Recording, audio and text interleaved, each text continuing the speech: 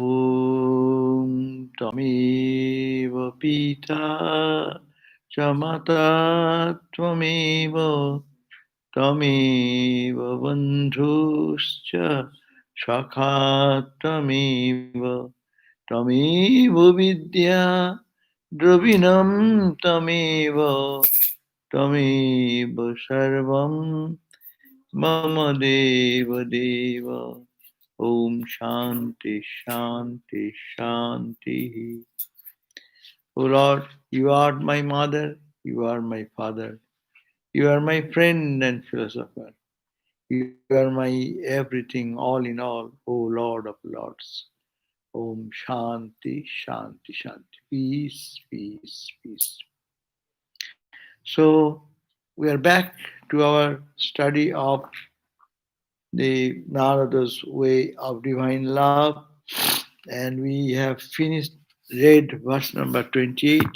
So we'll be going to verse 29. But 28th verse, where the Narada discussed that what is the way to reach this devotion? That was the first question. And that different sages suggest different symptoms, signs of the development in the path of devotion. So, bhakti, how do you attain to that bhakti? So, that's why it was said that verse said that this example of the extraordinary love you talked about, O Narada, where is the example? Is it possible that ecstatic love, intoxicating love, people will be absorbed in that blissfulness and the world will be nothing for them, no attachment? How it would happen? Then he said, yes, yes, don't worry, there are examples and holy people are there, like gopis of the brother Vrindavan they had. And that, but how you reach? Na tasya jnanam sadhanam. They said, those people, this bhakti they attain, they think that bhakti is much higher than that of the dry knowledge or action centered around ego, meditation with distracted mind is much easier. Why? And greater. Because spontaneity, bhakti is inside the heart of everyone. Only it is to be directed to God. And bhakti is also matures in its own way. Bhakti is a path, and bhakti is also the end. The path itself, you can understand the juice of the end result. Suppose you are working for hard and you will get the salary at the end of the month. But suppose you are working now and instantly you are getting instant rewards. What will happen? It's much better. You work a little bit and you feel joy. You are loving God, you are crying for God, and instantly you feel the touch of joy and love here. That's why that is the test of it. That's why we read that Phalarupatvat. It is its result. Whether at the end I will get joy, no doubt. Because when you are with devotion, praying or doing anything, japa, meditation, prayer, you feel the joy, you feel the peace, you feel the holiness. So that's why it is so special. And then it says, and but it does not come to a person who has ego, big nose, hmm? high nose. What do you call the language? Nose high. Obnoxious. Huh? Obnoxious. What is the language? Someone is proud.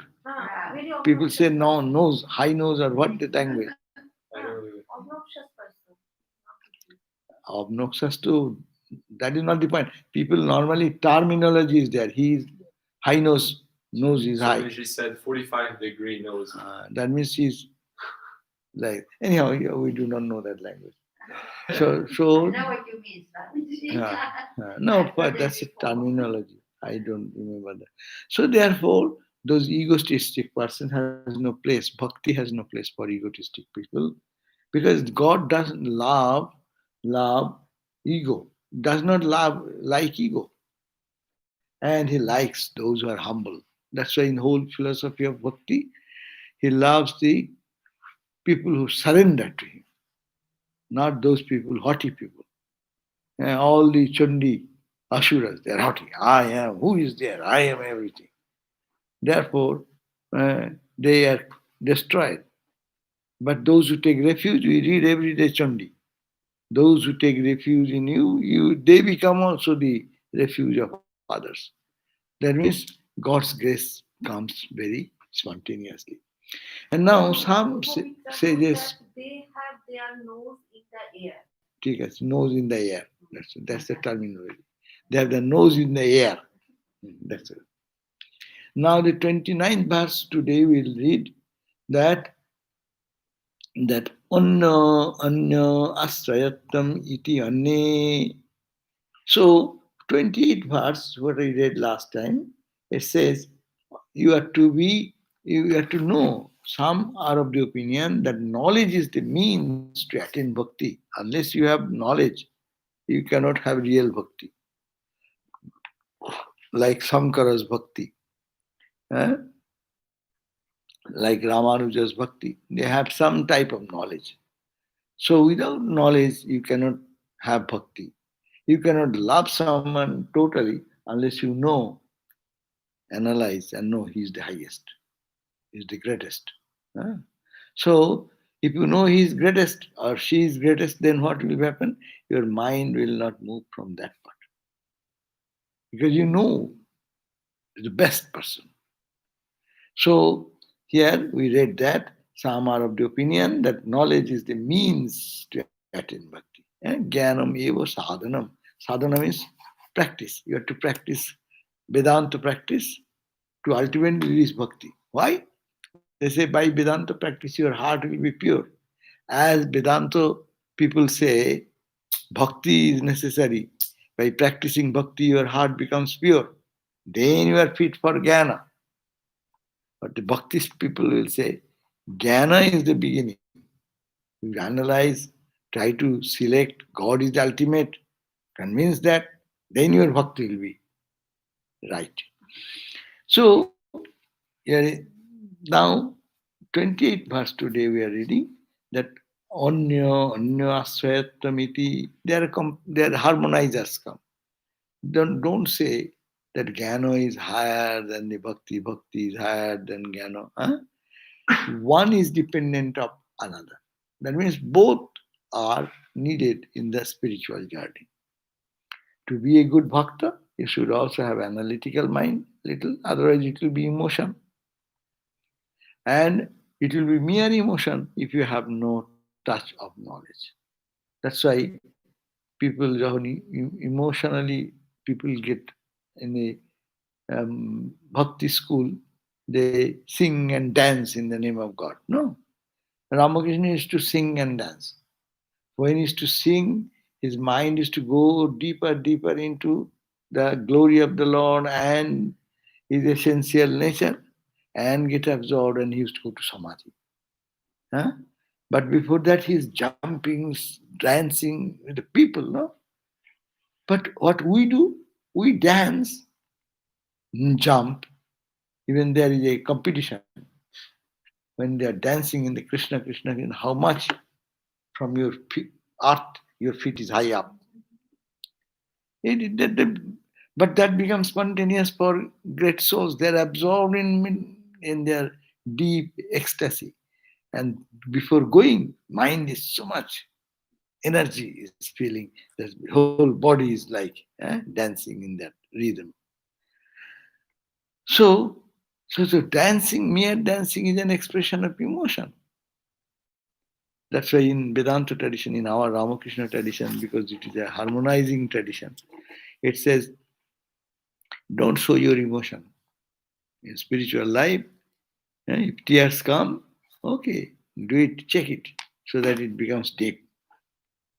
And normal emotion, nothing has happened, a little bit, and people make a fuss of it.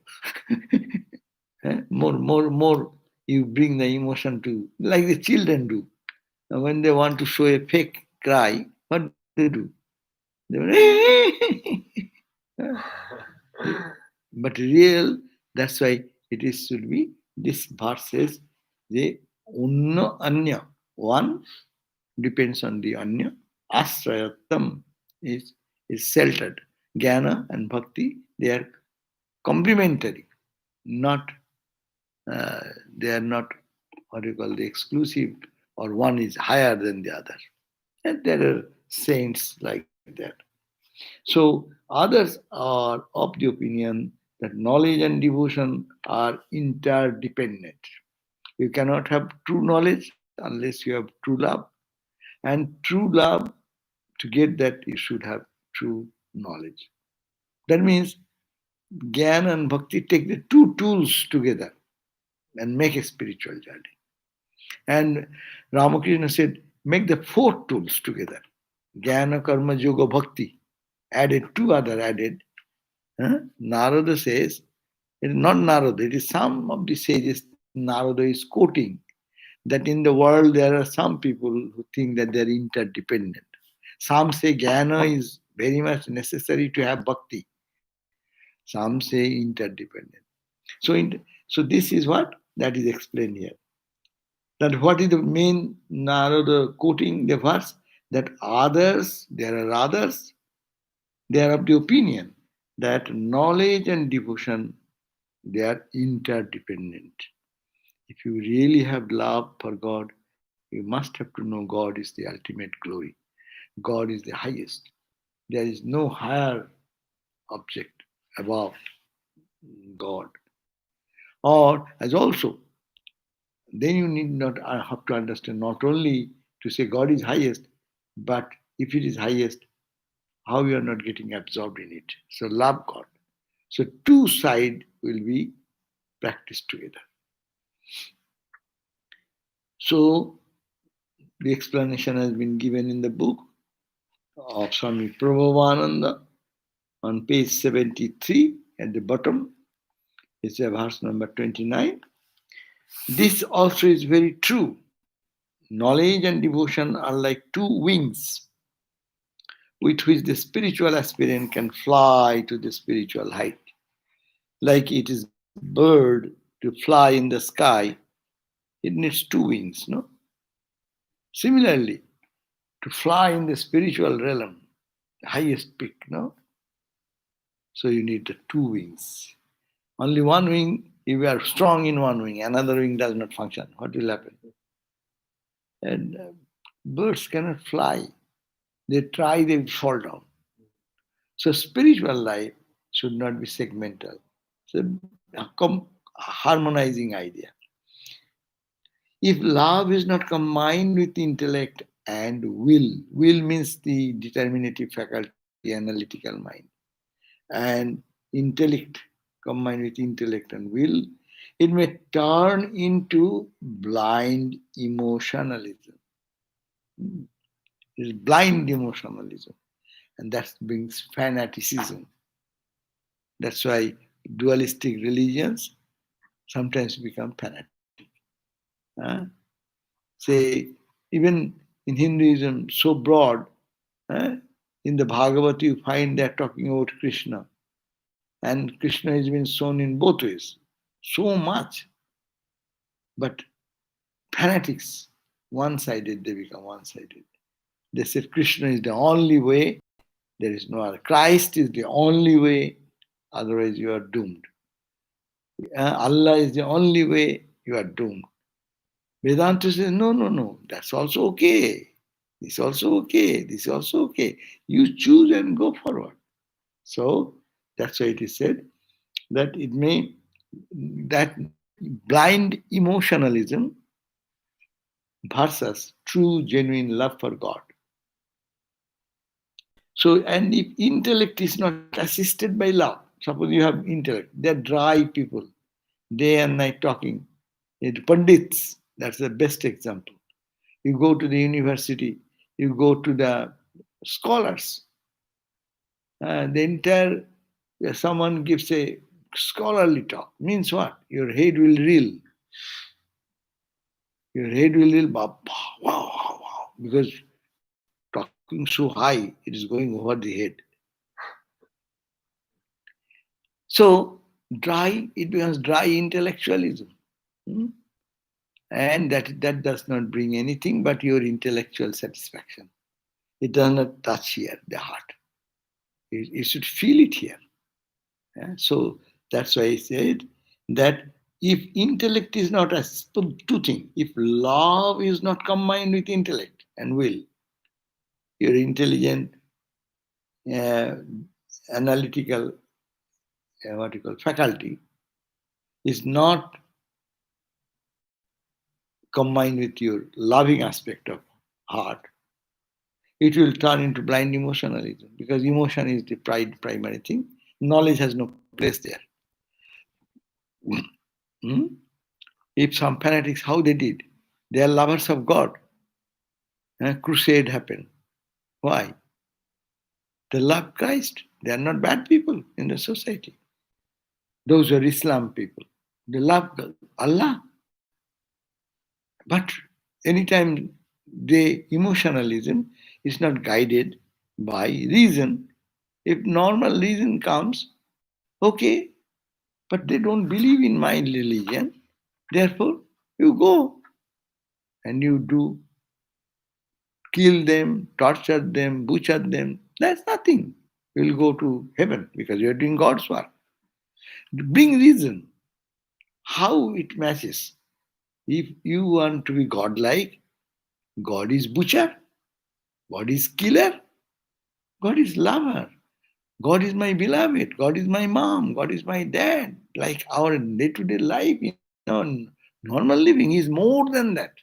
His love is more than father's love, mother's love, affection, protection. Where will you find anything like that? That is my God. So if your reason is there, this fanaticism will stop. So emotionalism will be dangerous. So emotion, to restrict emotion, you bring reason. That's why when people become emotional, you come, ready, settle down, come to reason. Let us think, let us analyze. See, after analyzing, discussing, people can say, oh, right, now I understand. I was too much emotional. No? So emotion to check, you need the help of your two. You are very intellectual and is not assisted by love. Then what happens? Yeah? Interest in God, it becomes dry intellectualism. Eh? In Indian logic, they say the logicians spend hours and hours to decide whether the, the oil is held in the pot or pot is held in the oil. Oil is held in the pot or pot is held in the oil. Mane, useless discussion. No, that has nothing to do with your spirituality or anything. That's why when Buddhism and Vedanta go into intellectual debate, they go in such a level. Huh? Ordinary brain will say, why they are contradicting each other? They're saying the same thing, it appears.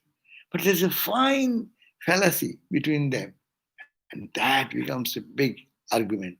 And there they become winner. Vedanta wins over Bhakti, Shunyavad, or Shunyavad wins over Bhakti, Vedanta. Huh? So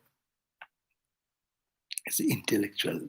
So there is one, our Pandit, he was a great Pandit of Calcutta University.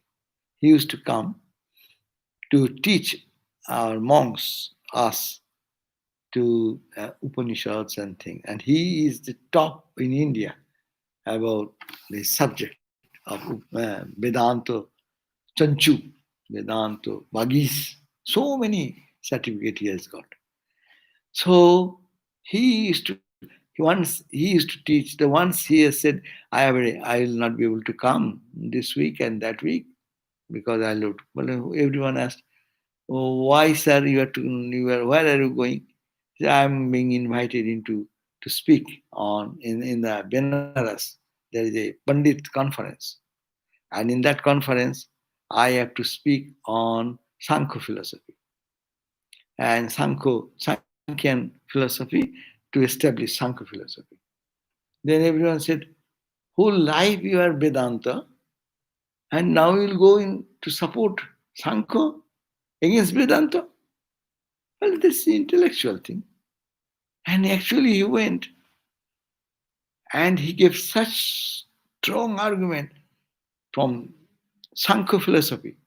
Vedanta, other pundits failed to give sufficient argument. Though there are arguments, you have to go step by step. You cannot just say, Vedanta is ultimate. No. So they actually, when they came back, then again the sadhus asked, so what happened? What happened? Well, yes, I went there and I took the side of the Sankhya philosophy. And I shredded their ideas. You shredded their whole life, you are Vedanta. You shredded your Vedanta. Well, no, it is intellectual. No. So intellectual pursuit. So what result is there? Tell me. Vedanta and Sankhya. We know Sankhya is a step. After that, you go to Vedanta. Now you are in the Vedanta. You live whole life. You are teaching Vedanta, and now you, because of honor that you are a great scholar to prove, you took the side of the Sankhya, and you smashed the ideas of Vedanta, and Vedanta is secondary. Sankhya is the primary. Like that. So, it is intellectual. So that is the point. It becomes intellectualism. As we read in The Cloud of the Unknowing, that book, what he says, quote, by the least longing, a man is led to be servant of God. By the least longing, a man is led to the servant of God.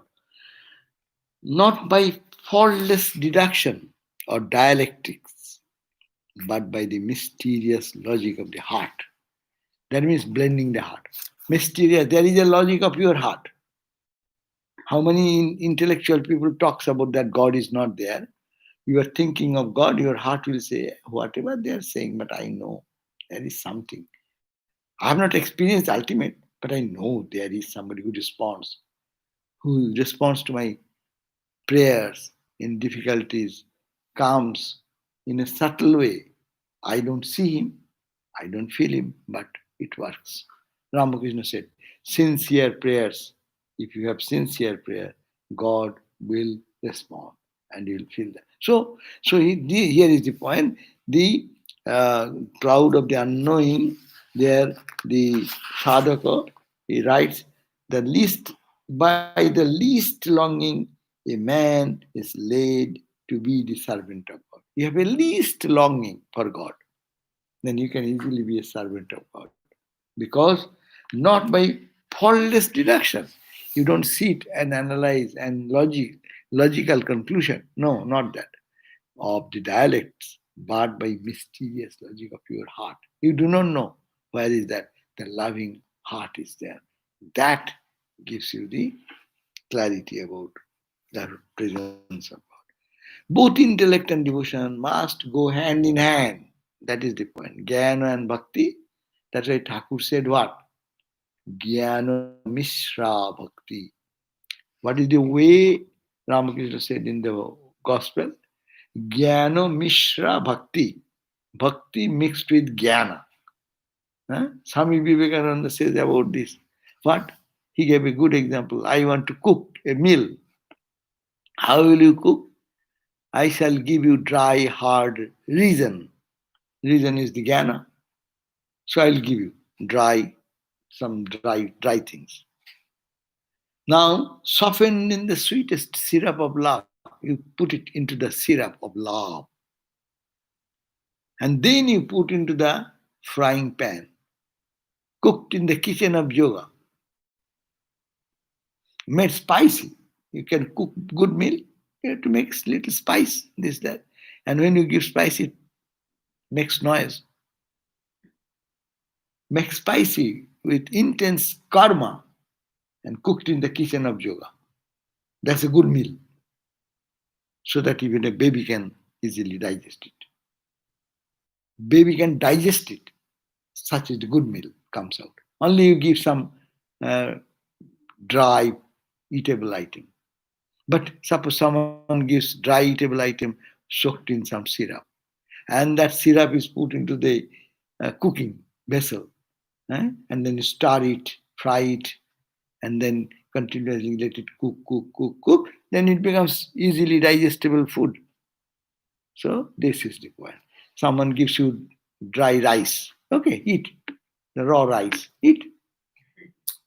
You cannot eat. To rice is to be soaked in, here is water, but there is the syrup. And then you need to boil. Sometimes if you give little less water and boil, what will happen? It will get stuck in the bottom. So you have to stir it. That's the karma, rubbing, praising. So all the faculties, Swami Vivekananda said, harmony. Ramakrishna stand for harmony. That harmonic idea is here also. Eh? Jalebi. Jalebi, yeah. Jalebi, the 2.5 circle sweet. Ramakrishna used to like the jalebi sweet. It is fried and then put into the syrup, soaked into the syrup, like rasgulla. You rasgulla, the ball, a cheese ball, then you make a cheese ball, and then boil where? In the sweet syrup, and then you put the heat. In that syrup, it boils, boils, boils, and every pore the syrup enters into it, no? And it becomes soft, it becomes solid. Then you release. It's called rasgulla. So rasgulla of Vedanta, bhakti. Bhakti should be made like that. You should have to blend that. Both the intellect and devotion must go hand in hand. First, we must be convinced through the process of reasoning that God, the eternal being, the pure consciousness, the abiding love and bliss, is the innermost self of our being. First, you have to understand what is true in this world. People, when they're attached to the world and very engaged into the worldly activities every day, they have no time to think about God. God does not have any meaning in their life. No. So, but when something of the material world does not work, function, or people get some knocks and blows of the world, then some relationship broke, some financial crisis happens, some disaster in life happens. Then people say, why it is happening? A reason. Why did it come to me? I was doing the right thing. I was doing the best. Why it is not coming to the other people? They are bad people, they are doing things, and I'm a good person, it comes. You see? Reason. You don't want to have reason. Reason does not mean that you have to be scholarly reason. Reason means your life's experience will take you to a position towards God. How? Reasoning. This world is not then ultimately true. I love my friend, I love my somebody, I love money, I love wealth, and I cheated. Where is that? Why is that? Hey, why, what? Jivan Jigasha. It is called questioning of life. Life's questioning comes. That's why it is said, Dukkhatrayo Vighata Jigasha. People put questions, Jigasha. When? Dukkhatrayo Abhighatat. When we get um, beaten by Dukkhatrayo, three types of dukkha. Three types of dukkha. What is the dukkha? I create some dukkha. That's adhatmika. I have created my trouble. No? I was going and I didn't notice the road or the step and I fell down. I cannot blame anyone. Why did you not look? So I have created my own defect. No? I was cooking and inadvertently I didn't notice my hand touched into the hot pan and it burned. You cannot blame. Hey, the pan has fallen upon me. The pan didn't fall. It is your fault. You touched the hot pan. So think that way. It is created by me, suffering which I have created. I cannot blame anyone. Adhatmika. And now I am not doing anything. I was going, and suddenly one car came and hit me. I fell down in the road, unconscious and something. And then people came and rescued and sent to hospital, these, that. No? So this suffering is created by what? I was really perfectly, apparently, I was just walking in my footpath, in my what is called sidewalk. But suddenly one bicycle came or something happened. One car just bumped into the sidewalk and hit me. Yeah, we see so many stories like that. It's not created by me, but somebody, some agent. Adhyatmic, adi, bhautik, bhuta, other beings, maybe cat, dog, spider, says, what is that? Black spider, or some insects biting. I didn't do anything, but they came into me. So that's called Adi Bhautik, Bhuta, another being. And Adhyatmic Adibhuti, Adi Doivik, Doiva. Doiva means by natural disaster. Huh? What has happened? You are just sleeping, and night time, earth shaking came. No? And so many people suddenly were entrapped into some earthquake situation. Many places, heavy earthquake. We hear the stories that they're entrapped in between the boulders, these, that. No? So to whom to blame? This government has done, or this man has done for me? No. And not only me, many people are affected. What can be done? This is what three types of suffering. So these three types of suffering, we have to go again beyond that.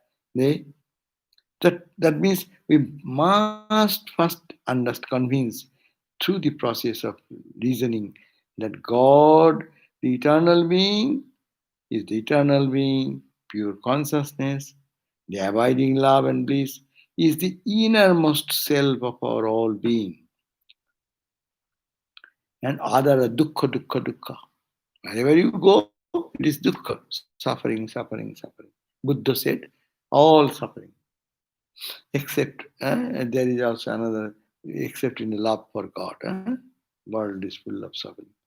The inmost self of our being, God is the inmost sense of our being, and then we must have interest in Him. First, you have to know these are all looks like friend.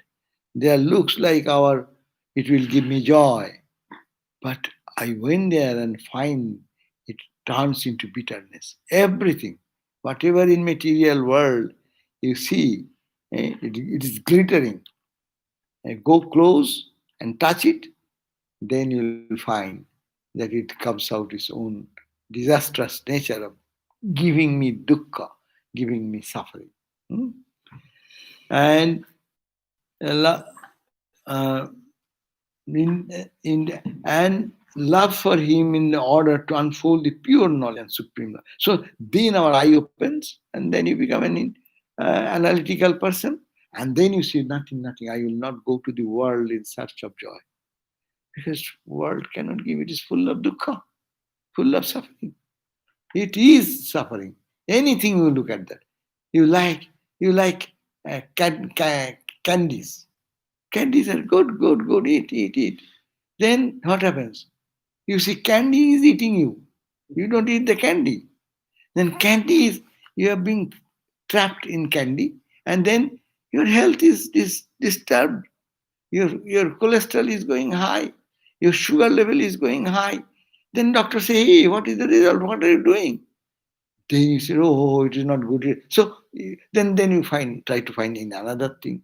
So whatever in the world we find charming, loving, caring, it ultimately turns into that. Even the love we call, love ends in misery. See how many people love each other and get into married and all these things, and then what happened to their family? Go and inquire every home. Bring one family who will say, ah, ha, ha, ha, it was all good. That does not mean that one will not go to that life, but I am saying dukkha. That's why Buddha's statement, everything is dukkha, everything is suffering. is so true. And if we go through this analysis, then your mind will turn towards, hey, where is the place where there is no dukkha? And that you fall in love with it. And that love, real love generates. You have tested and you understood nothing in the world can give us joy, pleasure, or any holiness, purity. It is only in God and God alone. Then your love for God becomes intense. So then we must have interest in Him and love for Him in order to unfold the pure knowledge and supreme love and thereby attain our union with Him. Hmm? So you got it? That one, instead of one, you should anna aswatam. Yeah, this is the anna aswatam. It is devotion and path of love is not totally distinct, separate path, but it is only it one helps the other. We have to take advantage of that. Suppose some people go through the bad experiences I am talking about, and some people by seeing others suffering, they learn because of their past experience. Huh? Even that will create disease and trouble. But when I see someone is eating too much of sweets or doing some McDonald food or doing whatever is we like, and then see the condition, how much suffering is there. So then we draw the mind from that and go towards God. Now let me read the other book which says, 29 verse, Swami Tagishananda in page 127, Sutra 29 says, the mind is a homogeneous entity and cannot be cut up into watertight compartments. In exercising one function prominently, the others are also unconsciously exercised. One would do well to give exercise to all the functions because they will be mutually strengthening and the goal will be attained sooner. Hmm? There is no watertight compartment. This is called bhakti, this is called jnana. And one will help the other. Reason by itself is like a man, love like a woman. He's giving an example. Says Sri Ramakrishna. The one can go only as far as the drawing room. In earlier days, this example Ramakrishna gave in Indian society. If you are not very intimate to the family, any men folks go, there is a place you can go and sit there. The householder who is in charge of the home, that man will come and talk to you, greet you, some even give you some snacks, etc. But they will not take you to the inner door, inner courtyard, where it is exclusively the women are there, their intimate family affair.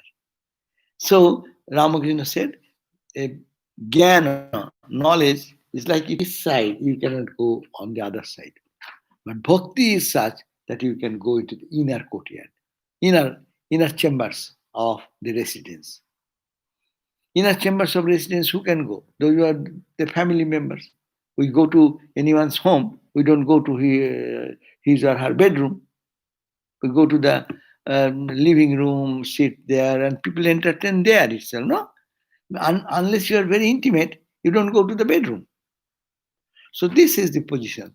As if jnana can go up to only the external chambers, no? But not the internal depth of where the pure intimacy you can have.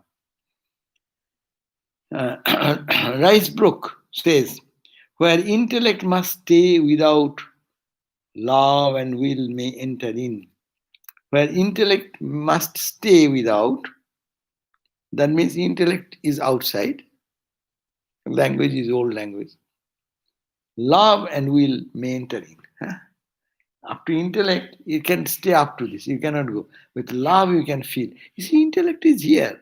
Feeling is here. It is like that. You can go up to intellect. Anyone can analyze something and intellectually understand. But to feel in closeness. So bhakti is that. In the words of cloud of unknowing, it is a blind intent stretching towards God, Him, the true lovely will of the heart, which gains the goal. If the blind latent stretching, it is the blind intent stretching towards Him. Intent means analysis. My intention is to reach that. You go on analyzing. The true lovely will of the heart which gains the goal. Only love can take you to the goal. Intellect can take you to certain point. That's why even in Jnana, you have to transcend mind, transcend ego, transcend your intellect. Intellect only functions as analysis, no? Logic. St. Augustine also thinks that a man is nothing but his will. William Law says the will makes the beginning, the middle, and the end of everything. It is only workman in nature, and everything is its work. Bible says the kingdom of heaven is taken by violence. The cloud of the unknowing says in another place, by the least longing, man is led to be the servant of God, not by faultless deductions of dialects, but by the mysterious logic of the heart. We have read that. Thus, if intellect refuses the help of feeling and willing, it remains dry intellectual dogma. If you have no love mixed with it, it becomes intellectual dogma. If love unassisted by intellect and will, if love is unassisted by intellect and will, again, on the contrary, you have love only, emotion only, but you have no reasoning, no understanding, you don't learn illogical, eh? It will be blind sentimentalism. It will be blind sentimentalism. And if will is not helped by knowing, knowledge, and love, it remains merely meaningless, aimless activity. In fact, it would also seem impossible for each of the functions to work separately in isolation. So, isolation, it will not work separately, it will work together, jointly, hand in hand. How can a man know the highest without putting forth effort to know and without being prompted by the love of truth? So, also, is it possible for anybody to love truly without knowing the object of his love? Can you love anyone without knowing totally what that person is? Unknown person, you fall in love. Huh? You do not know, he may be a rogue, he may be a dangerous person. But love at first sight won't come. See, so that's why trouble also comes. Love at first sight is good. You love someone at first sight. But if it is a good person, good. But that's why you analyze and then love. Then it will be stable. Question is that you can love anything. But will that love give you joy or it will bring suffering? You love someone for joy. But you find when you love, and many stories are coming in the newspaper and all these stories, and then you find that he is a killer, showing his face everywhere, and he is cheating people like one after another. See? So that's why knowledge, you should know who you are loving. What is that man? That's why I said, Agyata Kulashila. Don't make any intimacy with people whom you don't know intimately. In early days, that was a statement.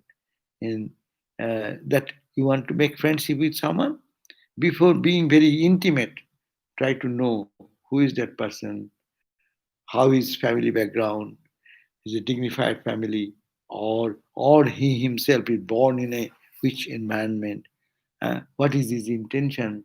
Is it genuine or is it fake? So know it and love. Love is necessary. But will you love? Will you throw your pearls among the swines? Many people do that. And then they get so much disgusted. I've seen many men and women, they say, oh my God, I'm not going to have any relationship anymore.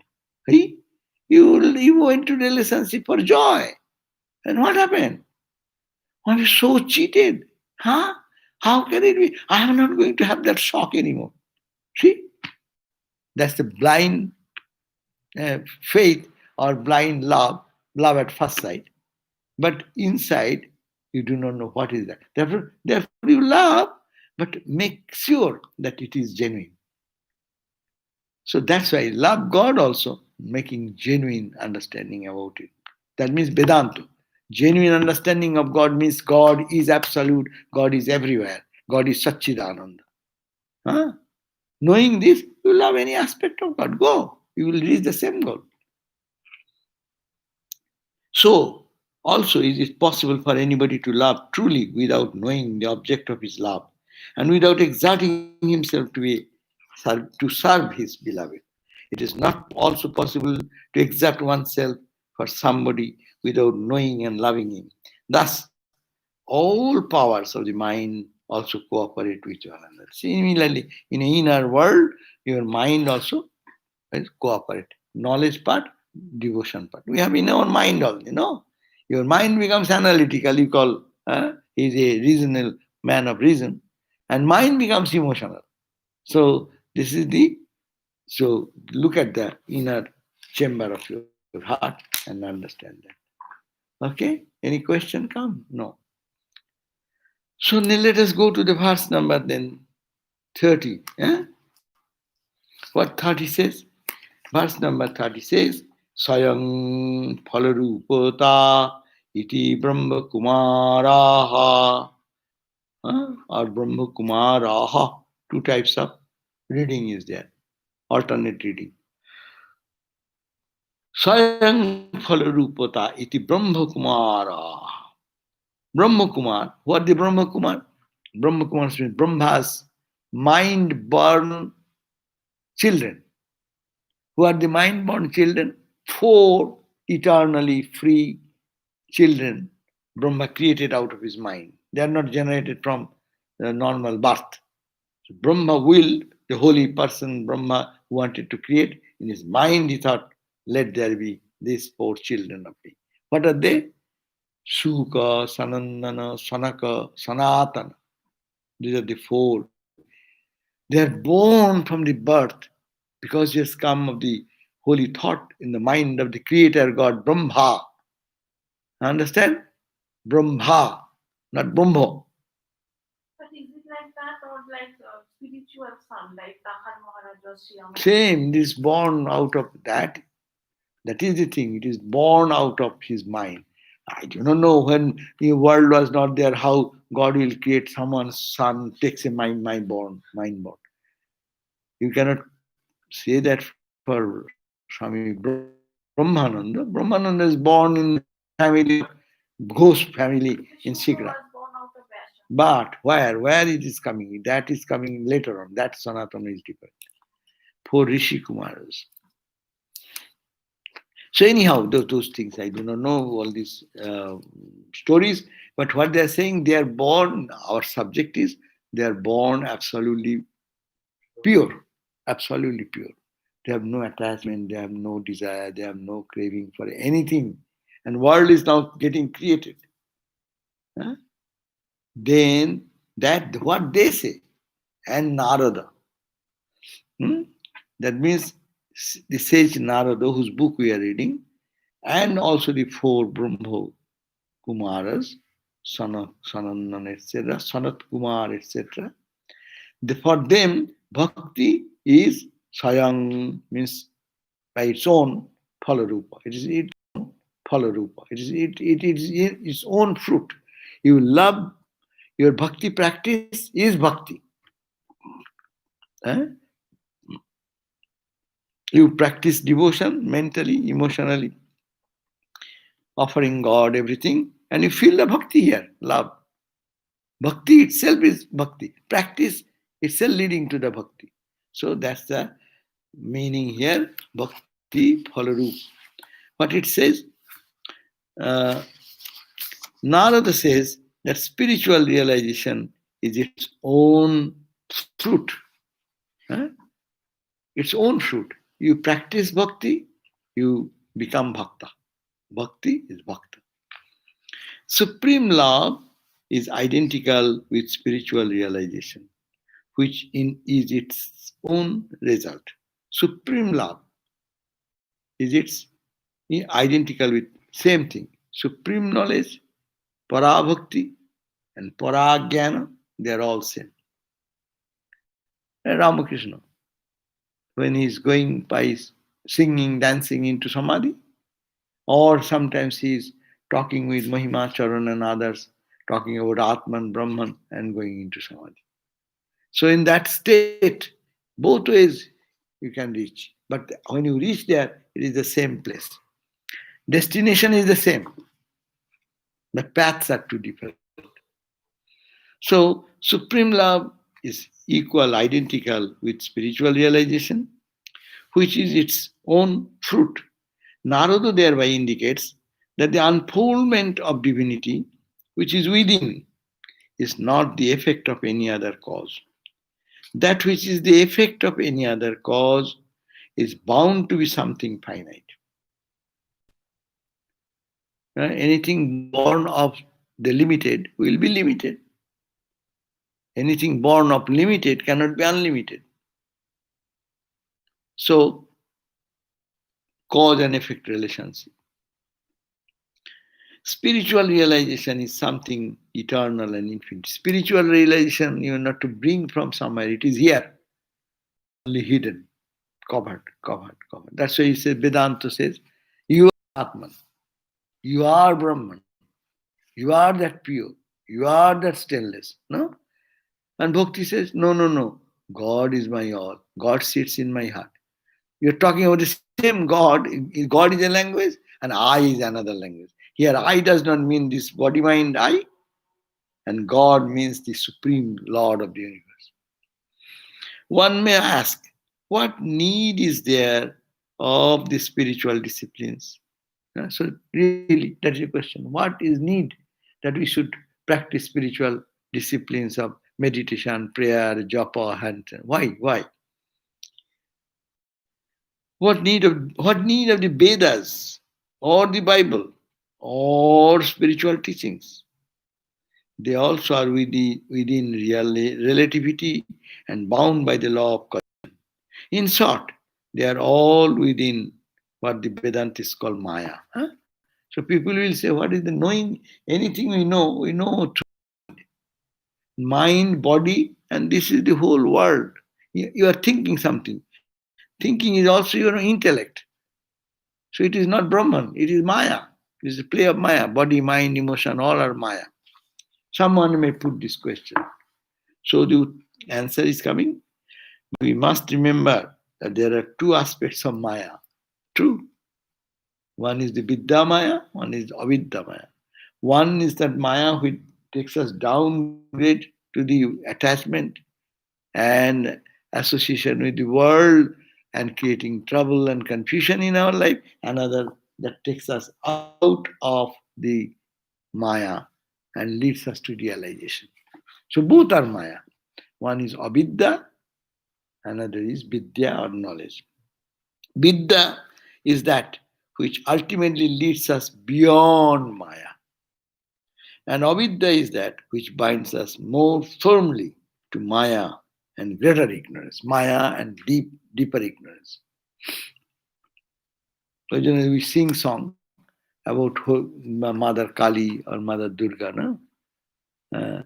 Jat kare dauma brahma padu kare karu adhogami shakuli tomari icha. Bhakti says, oh mother, it is will. You make someone Brahmagyani and you drown someone in total worldliness. It is your play, oh mother. So please help me. Yeah? Ami yantra, tumi yantri. You are the machinist, I am the machine. To me, you are the mistress of the house, I am the house only. As you wish, mistress decorates the house, puts the bed here, puts the vase here. It is will of the mistress. You are that. And I am the house only. So you make it beautify. You want to do whatever you like. I am your instrument only. So, with avidya and vidya, scriptures, teachings, and spiritual disciplines belong to Vidyamaya. We are reading scriptures. Then we are listening to the teachings of Narada, teachings, and the spiritual disciplines. Our gurus teach us do japa, do meditation, do pray. These belong to what group? Vidya Maya. That means which will take you off from the suffering of Maya. And spiritual disciplines, it is not the illumined knowledge of God or supreme love, is the effect of these disciplines and teachings. God is already dwelling within, and that pure knowledge, which is one of the supreme love, the pure knowledge, which is one with the supreme love, is already there in us. All this is there now. That's why Swamiji said each soul is potentially divine. So it is already there. Only we have to make it unfold, which is one of the supreme love already there, being identical with God. But God, who is dwelling within, is covered with ignorance. Through those spiritual disciplines as taught by the teachers and scriptures are finite, they remove ignorance, which it is also finite. By practice, your ignorance is removed.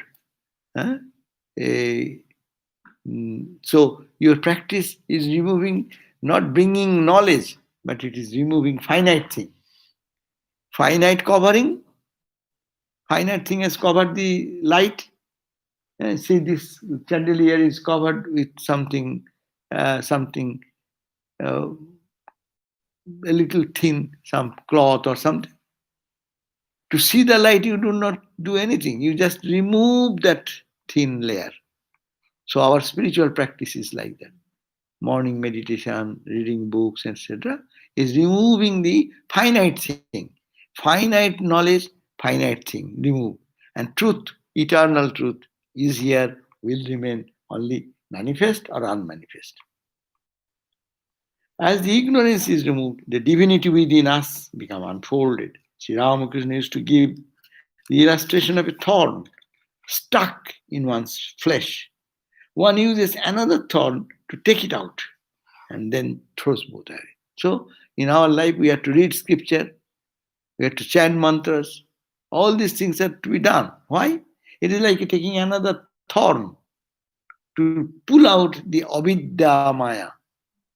Maya is negative, which drowns us, to take out. So finite with finite.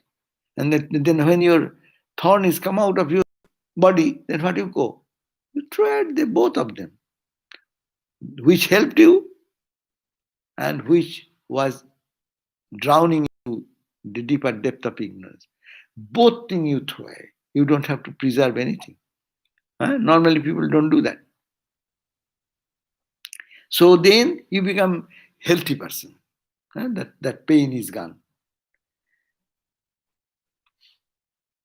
The Vedas say we must reach the stage when Vedas become no Vedas. Veda, Aveda Bhavanti. Veda means the wisdom of the sages, now written in the four Vedas, Rig, Sam, Raju, Atharva. But these Vedas are the wisdom. So the Vedas become useless then. Vedanta, Ramakrishna used to say, he has not read Veda or Vedanta, but what it comes out, that is Vedas, that is Vedanta. So that's a new Vedas, we call Gospel of Ramakrishna is the new Veda. Huh? Why it is a new Veda? It has transcended the Vedas also. Vedas are only intellectually, you read something, you get intellectual knowledge. But if you, Ramakrishna, in his life, he transcended all this. Shankara says, the Vedas, the Puranas, all the scriptures, and all living creatures only exist because Atman exists.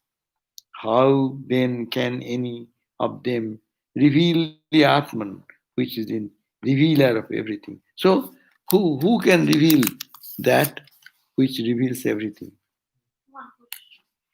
So, no one can reveal that light which reveals all our knowledge. So, this is the point. So, we end here. 30th. One question. So next day, if you remember, we'll read the 30th verse from the other book.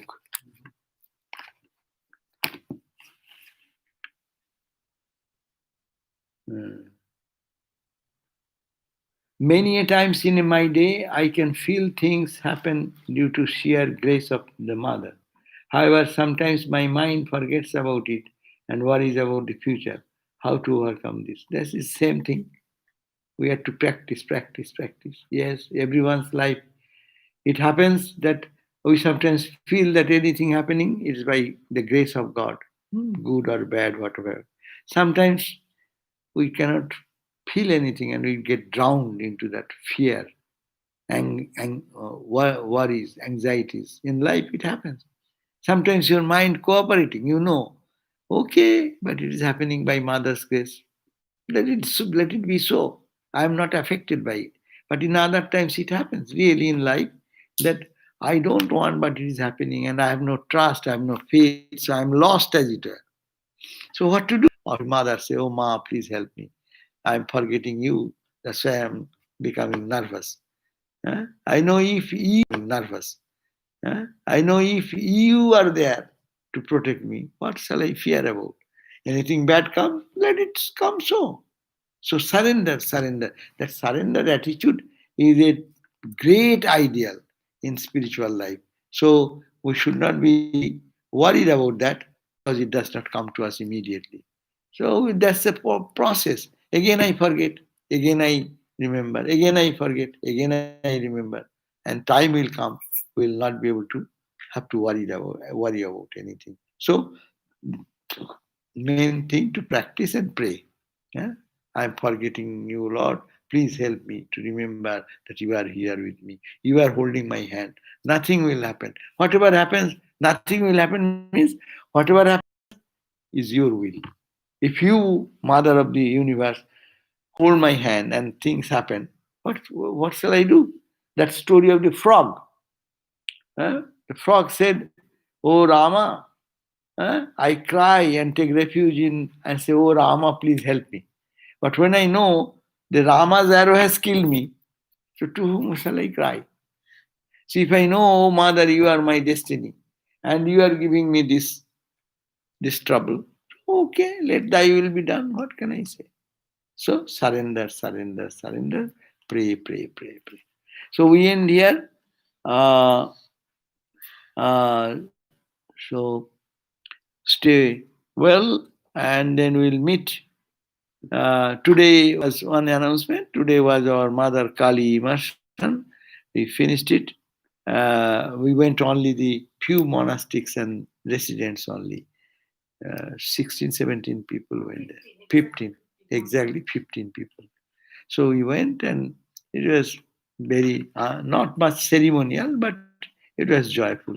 But sorry that we could not share with every devotee as we do because of this situation.